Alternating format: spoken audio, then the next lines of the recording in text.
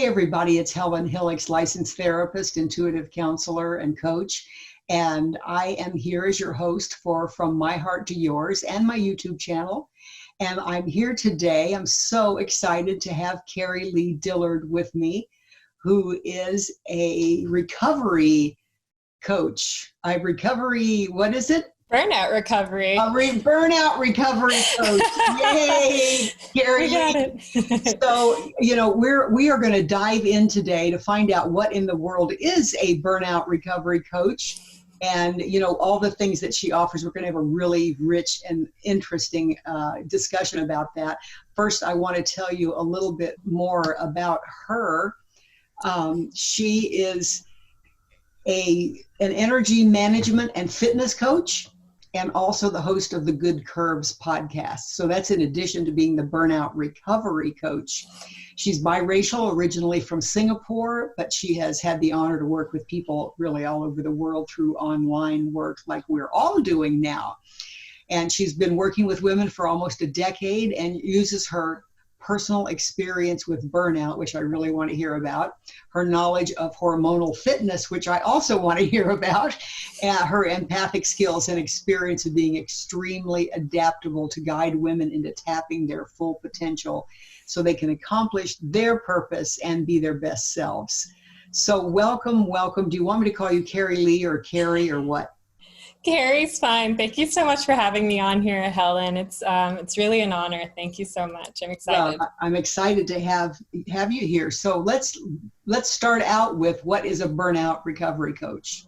Yeah, so I'm sure everywhere we look, we see ladies who, have increased their role in their household and society, but yet haven't been able or taught how to manage that energy, and therefore a lot of women are burning out. I'm from Singapore, which is a super fast-paced country, and so I ended up coaching a lot of moms who are also working full-time and raising the kids, doing a lot of the traditional jobs at home, but also maybe just women who are in the corporate life in a way that, aren't really aligned with who they are. A lot of these people, they burn out and they come to me. I help them first with their hormones and then with their lifestyle and mindset as well, to really help them use this energy they have properly and efficiently so that they can actually do everything they're supposed to do, which is not everything that they have on their plate right now, by the way. So right. Yeah, I help them get the energy back so that they can do more, they can be more productive. And it sounds like there is an underpinning there of using their energy in a way that's more in alignment with their true nature. Absolutely. Yeah. I mean, a lot of times I'm the one that comes in and I'm like, okay, let's pause. Like, I think women always need a permission to stop doing something, stop working, stop being busy all the time. And so the first thing I usually do is I take stuff off of their plate. I make space for what they truly need and where they truly should focus in their life. So yeah, absolutely. There is a lot of alignment work with that. So tell us about your own burnout experience, Cari, so that we have a foundation for understanding your passion for this. Sure. I was 25, working full-time as a personal trainer. I've always been a freelance trainer, so it's always been like owning my own business in a way. And I wanted to be the best coach. I wanted to help my clients the best I could. I was waking up sometimes 4 or 5 a.m. and not getting home till about 10, 11 a.m. some nights, just because how transport was in my city. And, we worked the hours that people don't work. So we're working before the 9 and after the 9 to 5s, right? So those are really long days. Those days I was also trying to still live up to a lot of external expectations, family, society, all of that, right? And so I was still trying to look the part of a fitness trainer. I wanted to be lean. I had to be lean. I had to look a certain way. I had to make sure I was training enough. I was meal prepping. I was using protein powders and whatever supplements that were being marketed through me. And I fought really hard to meet these external expectations. Well, that eventually caused me to burn out to a point where I couldn't stand for more than 20 minutes, or everything from my shoulders and up would cramp. My neck would start cramping. It would feel like someone was pulling my tongue from inside my stomach. I gained 30 pounds out of nowhere while staying on like a calorie deficit. So if any of you know about calories, like that's not supposed to happen. You can, you know what I mean? But when you're in a hormonal mess, calories don't work the same. And that's a whole nother topic. Rashes, my hair started falling out. I started having hot flashes. Basically, if you think of menopause, I hit menopause at 25 with the symptoms that I had. And it was a lot of depression. Like I wasn't really, depression isn't something that was common for me. Anxiety never existed before then. Panic attacks, all that never happened till this burnout. And so this is all very new. On top of that, I was extremely, extremely tired. And it just like this identity that I had worked so hard to build, it was just gone. It was like out of my control. I've always been athletic. So like gaining that weight was new for me. And now it's like, oh my gosh, who am I to teach? Who am I to coach fitness? Who am I to help people with this? Because, I don't look the part anymore. That's where I saw my value was so externally. And so that was kind of like the breaking point for me. And one morning I peeled myself out of bed. I was tearing because I was so tired. And I sat there and I was just like, this cannot be it. There has to be more because I feel like I'm doing all the things that I'm told, but what's happening is not what I was told the result would be. So I'm not happy, like things aren't flowing for me. Everything's very difficult. It feels like I'm moving through sludge with the brain fog. My feet felt like lead boots on them. And so I just went ahead and I canceled out my week, which as a personal trainer, that hits you kind of hard when that isn't planned. Yep, I know that story. Oh yeah. But it wasn't working. I've been pushing so hard in that direction and it just wasn't working. And like I was saying earlier, like that was probably my 4th sinus infection in a few months. And I kept having to call in sick. I kept getting sick. I couldn't stop getting sick. And doctors would take blood tests and everything was fine. Nothing's wrong with you. Take a day off. Nothing's wrong with you. Take a day off. And that messes with you a little bit, like that really plays with your mind a little bit because something's not right, but you're being told that everything is okay. And so I just took the week off. I canceled everything and I spent a lot of time by myself. Really, I needed a lot of sleep. Like by that point of time, I was sleeping through all my days off. So from Saturday afternoon up until Monday morning, all I would do is pretty much sleep and wake up to eat a little bit and use the bathroom, which is not good. Like I should not be that tired at 25. And so I slept and I sat a lot and turned inward. And I said, you know what, like this is not it. This is not what's working for me. And this is not what's working for a lot of the ladies that I see in the gym too. I see ladies come into the gym and they work with a trainer and that trainer wants to like kill them in a workout, which is cool. I love the enthusiasm, but is that what every lady needs? No, not really. They already have so much going on in their life. There's so much stress going on in their life. They're not getting enough rest. They're not eating right. And so here we are in the gym just bashing them in a workout and it doesn't work. And we wonder why they fall off the wagon. And the conversation that women have is not, oh, my coach, is bad. They're having the conversation about themselves, which is something's wrong with me. I'm lazy. They guilt and they shame themselves so much. And that broke my heart when I took that moment to pause and really look around. I was like, I'm not helping doing this and teaching people to do this. And so, there's a lot of things that shifted there during that week in my identity. What I decided from that point was to raise my rates and be stricter on my times. So I gave myself more time off to rest. And I thought I was going to lose a lot of money on this, actually gained money doing this by holding those boundaries because it allowed my clients also to hold boundaries for themselves. And honestly, it just created this win-win situation for everybody. But yeah, it did take some time to recover. I would say about 6 months I didn't work out. Clients were putting their own weights on barbells, getting their own dumbbells. I'm so grateful for them. But it was a long recovery process because I let it go that far. So bring in the hormonal element. You've talked about the rest, you've talked about the mindset shift, which I love, and I want to dive into a little more about that. You and I talked before about the societal, the patriarchal expectations and all of that. But first, let's talk about the hormones. Mm-hmm. Okay. Well, what exactly do you want to learn about the hormones? Well, what did you do? You said you were in menopause. So did you take hormones? Did you add supplements? I mean, how did you turn that around? I was pretty light on the supplements. I think if you meet anyone who's successfully helped their own self recover from burnout, they will say they slept their way to recovery. So I kept it very natural. I do the same for my clients too. It really doesn't have to be complicated. All I did was I slept a lot. I slept 15 hours a day plus naps. I had to. My body needed recovery. I was very disciplined about whole foods. And we can talk about this later with the mindset, but I had to really work on my body image issue that was so loud during that time, and get off of a deficit diet, a deficit calorie diet. So it was the first time in a long time, which was a big mistake, obviously, that I was making, that I was actually eating enough and nourishing myself in this process. So whole foods without cutting, I wasn't restricting the amount of foods I had. And I really just started eating respectfully for me. I did use supplements like ashwagandha, rhodiola, to help with my cycle. So my cycle was another thing that was affected. That's always been a battle for me being a gymnast. I never got my cycle till 17.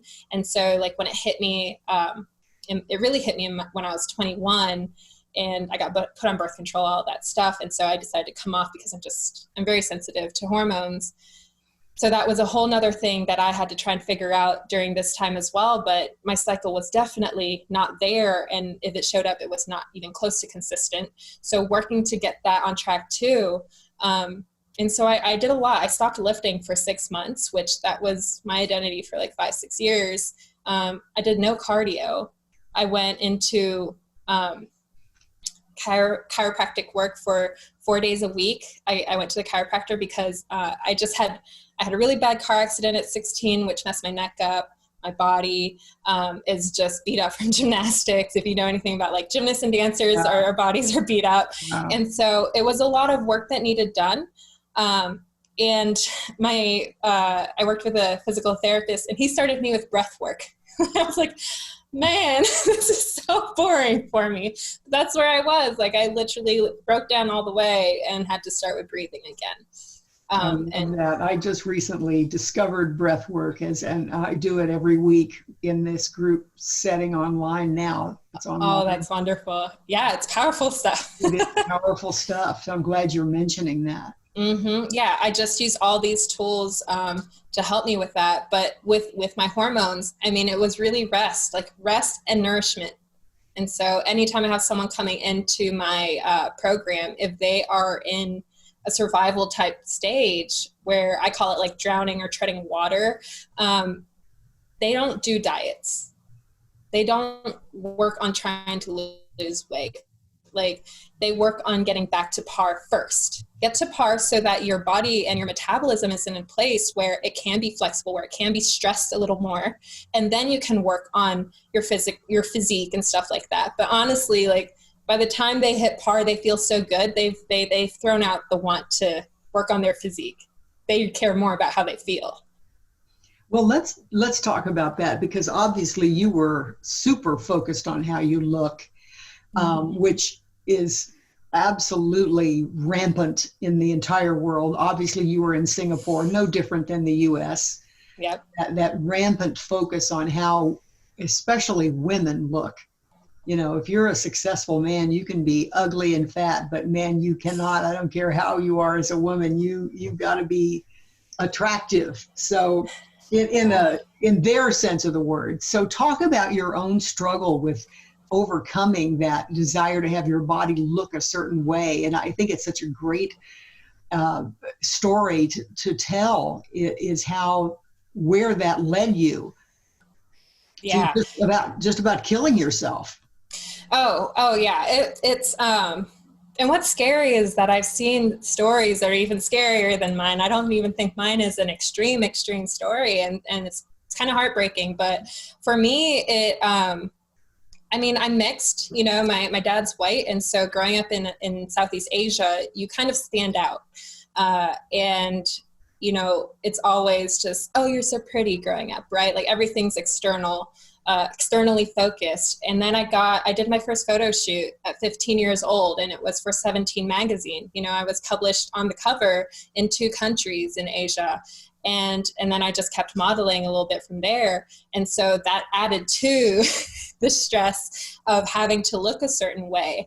And me being mixed, I did not take on my mother's genes, which is the Asian genes. Like I actually have a bigger build to me.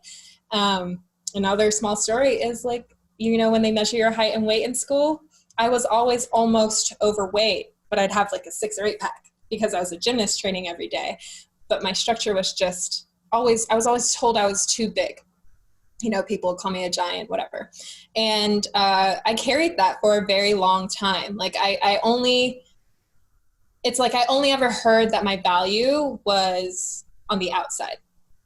And I couldn't stand it, you know, like I couldn't stand when I was modeling, men would like try to buy me with things and stuff like that. I just couldn't stand it because I knew like there's more than this. Obviously, I wanted to be recognized for something deeper. But when I got into fitness, I mean, it just amplified it even more that I was like, well, this is what I have to do. I have to be super disciplined and I have to live up to the standard and this expectation and no days off and just do all the things and be this amazing woman that can do everything and look like this, you know, like that was just where I was. And it was so dangerous. It was really dangerous to the point where I started fearing foods. I would just be highly critical of watching someone else eat. I'd be like, I cannot believe, do they know what that's doing to their body? It wouldn't even be about their health sometimes. It would be about their body. And I think back now and I'm just like, I'm not a shallow person, but somehow I got that shallow through this. And when you say that, you know, I was a person doing all these things, you weren't doing anything except making yourself look a certain way. That was the entire daily regime, right? Oh my goodness. Life revolved around how I looked. And I couldn't stand it. It wasn't a nice place to be. I totally understand. And yet the interesting thing is life revolved around how you looked, but you wanted people to recognize that you were more than that, even though all of your energy was focused on how you looked. You know, it's such a paradox, such an inner conflict that so many women are engaged in. You know, it's like, it's a pain in the ass to do my fake eyelashes or to dye my hair or whatever they do, but they do it anyway because they have to. Yes. They feel they have to.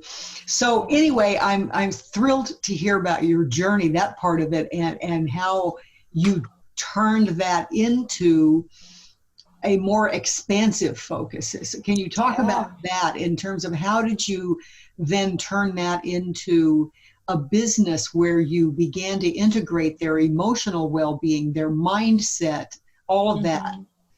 Yeah.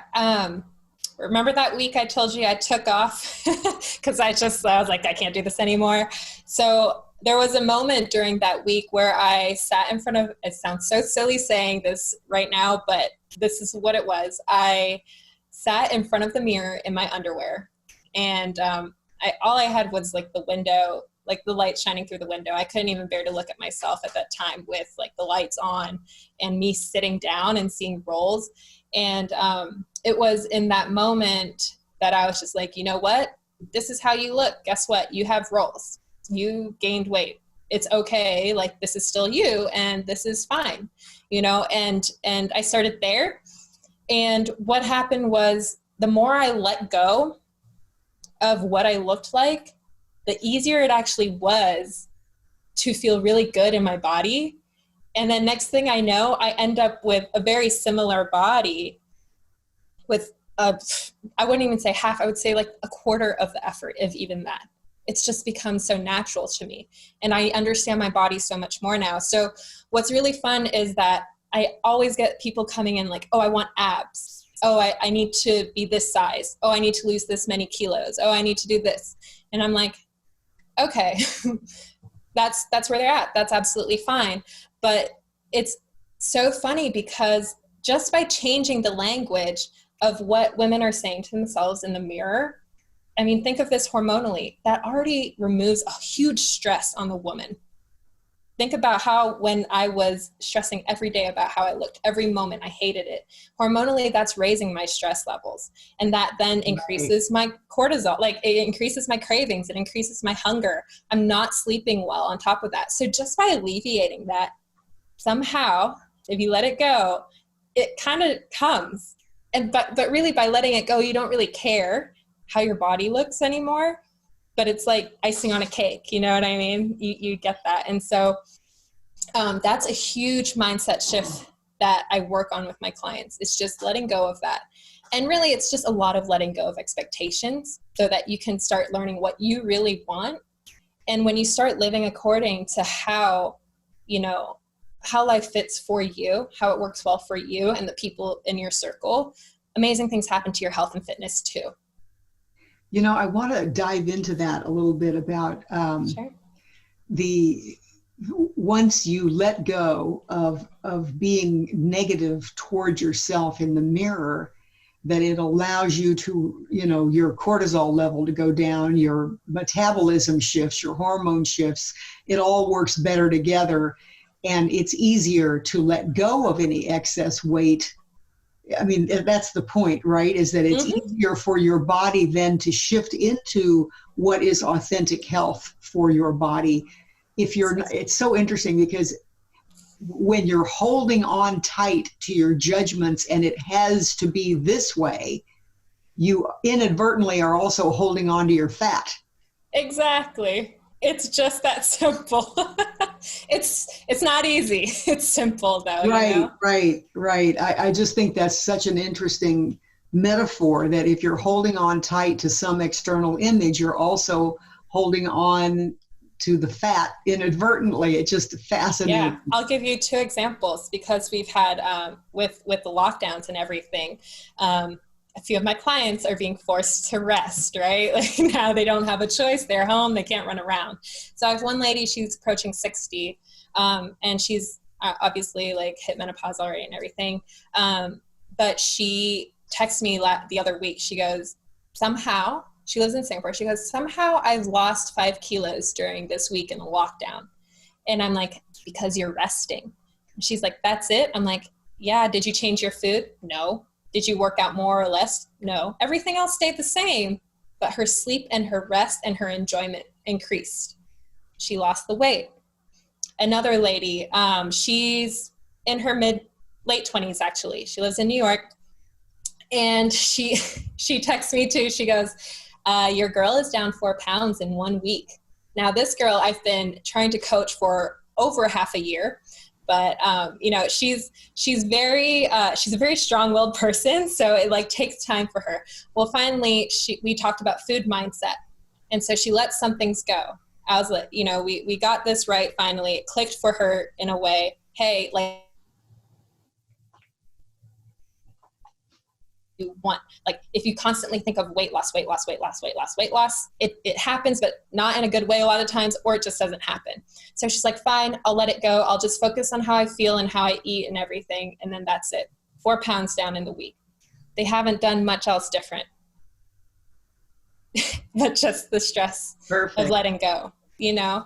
So not that, you know, the pounds matter, but your body does respond to what is happening in your life or how your brain is perceiving it, especially women, because we are more sensitive to our environment because we're the ones who bear children. We have to be more sensitive, you know? So yeah, just thought you would like those examples. I love those examples. So to talk again about, so when somebody comes to you and says, I want abs, I want to lose 30 pounds, do you take them then to, how do you think that's going to make you feel and work with that? Because don't you think that people have, well, it kind of goes back to what you were saying, that you thought if you looked this way and you weighed this much and had these abs, then I assume you thought you would feel good about yourself. Absolutely. Yeah. I mean, I love to ask why. So I'm always like, okay, I respect someone having their goals. I just hope that, your goals are actually in line with what your bigger goal is and what you're really trying to do, And so I'm like, okay, you want abs. Why do you want abs? Well, because I want to be healthy. Having abs, especially for women, does not necessarily mean you're healthy, and they're like, it's not. I'm like, no, there's a lot of stuff being marketed out there right now that tells you otherwise, but actually no. Well, okay, but I would like to lose some weight around my waist, right? And I'm like, sure. But then I managed expectations a little bit. Like, what if you wake up a month from now and you have all your energy back? You're not dipping during the day. You can sleep really well. You wake up refreshed, ready to go after the world. Your mood swings are not as bad anymore. You start to feel fulfilled. Your hunger is under control. Your cravings are under control. Like, what if all these things happened and your weight didn't budge? How would that feel for you? That's so much more important, man. If you can just get me feeling right again, that would be amazing. So I make a shift for them, and I help them remember what really is important. I love that, Cari. I really love that. I really do, because, I see all these people online, because I'm online a lot because I'm online. But, I see all these other people who are like, lose this weight and get these abs and, count these calories and whatever they're selling. Weight loss is such a huge industry, And I don't hear a lot of people talking about what you're saying.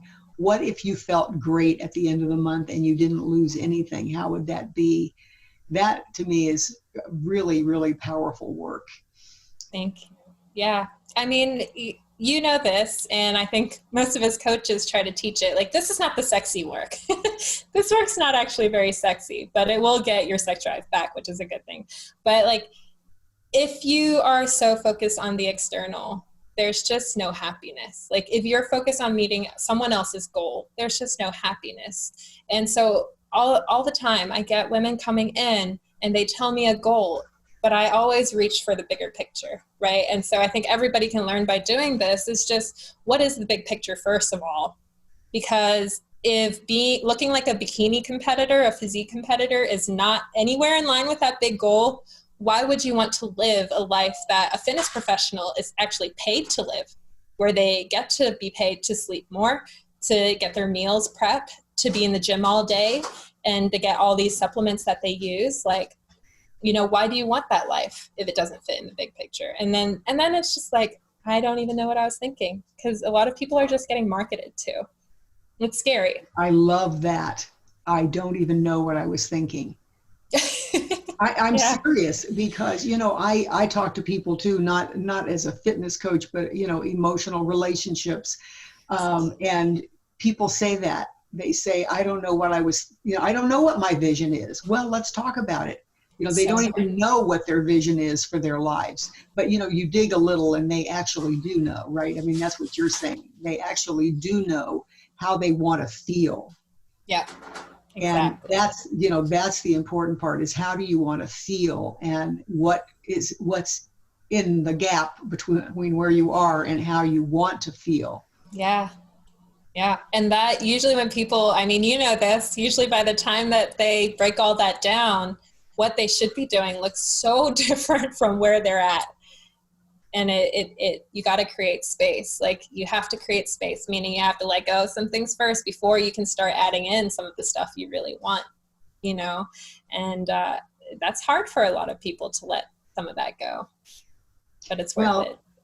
Because it means exactly what you were saying before. It means that you are giving up the domination of the patriarchy and Madison Avenue and all of that. It means that you're giving that up, and you're strong enough to be your authentic self and to love that. And that's what you're a symbol of, is, giving up, the 17 magazine modeling and the gymnast modeling, basically, and the personal trainer that has to be a certain size, and, you know, giving all of that up is a big risk in the world, isn't it? Oh, absolutely.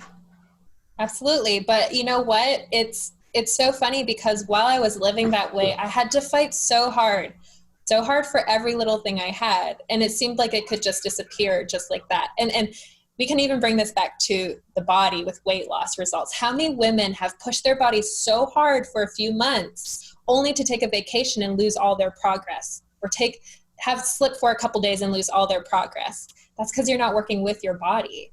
And so I spent all that time working against who I was instead of with who I was, you know, and all these women are working against their body instead of with their body. And so there's no flexibility in how you get there. And it's hard to stay there because it's not meant for you. It's not meant for you to happen that way, you know? So yeah, absolutely. You know, you said a mouthful there, that that's what we are taught. We are taught to work against our bodies. You know, if you don't have blonde hair, you should make yourself have blonde hair. If you don't have a 25-inch waist, you should wear in the old days, a cord. Oh, yeah. You know, it's like whatever is the model, you should make yourself be that rather than working with yourself. It's such a painful idea, the giving away, the fighting against who you are. And, you know, whether you're talking about fitness or sexuality or relationships, in the end, there is no fighting against who you really are. Yeah, no, just like we always say in fitness, the hormones always win at the end of the day. You can push as hard as you can have really strong willpower, but if you push too hard, that's the hormones win. Yeah. So tell us, you know, I'm excited that you were saying earlier you'd like to offer people some kind of information or something. Yeah, absolutely. So I think the biggest thing most women have is that they first don't understand where they stand energetically. So I know there's a ton of fitness programs out there. There's a ton of workouts, a lot of diets you can just pick up and follow, especially for free. And the thing is that most coaches, unfortunately, and this is not to say anything about other coaches, but I hope more coaches, if they're listening, can be more aware of this, but they're not matching where someone is energetically, meaning like how tired they are, to their program. And that's what's getting more women into trouble. A lot of coaches are sinking women into the hole instead of helping them climb out of it, right? And that's only because they don't even recognize they're in the hole yet. So I've created a quiz. And this quiz splits you up into 4 fitness levels. And you can keep taking the quiz as you improve to see if you're actually advancing in the right way. So the quiz tells you whether you are drowning, treading water, swimming, or running.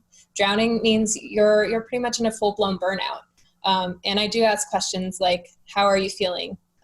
Whether there's a lot of depression or anxiety going on. Treading water means you're either heading to a full-blown burnout, or, you know, you just started to get fatigued. And then, so those are the surviving stages. And then there's swimming and running. Most people want to stay in swimming, which is absolutely fine because that's where they need to be happy and to really just do their part. And so I just work on getting clients there. And if they want to go running, they can. But if you do test into drowning and treading water, there is a training series that I email out to you for the next few days after that tells you how you should work out, what mistakes are commonly made, and how to eat. And so I actually customize this for each of you at every level. And if you are very independent, you could definitely use that information to get from drowning to treading water, test again, and then use the treading water instructions to continue. It's pretty much my program in an outline. I love that. And how can people get that, Cari? thegoodcurves.com/quiz. It'll take you right there. It's free. You can just take it right on the website, and you'll get all the training series in your inbox. The Good Curves with an S? Yep. thegoodcurves.com/quiz. Okay, and tell people where else they can find you besides thegoodcurves.com. Sure. You can follow me on Instagram. I'm on there a lot at Cari_Li. So it's spelled a little different. It's CARI_LI.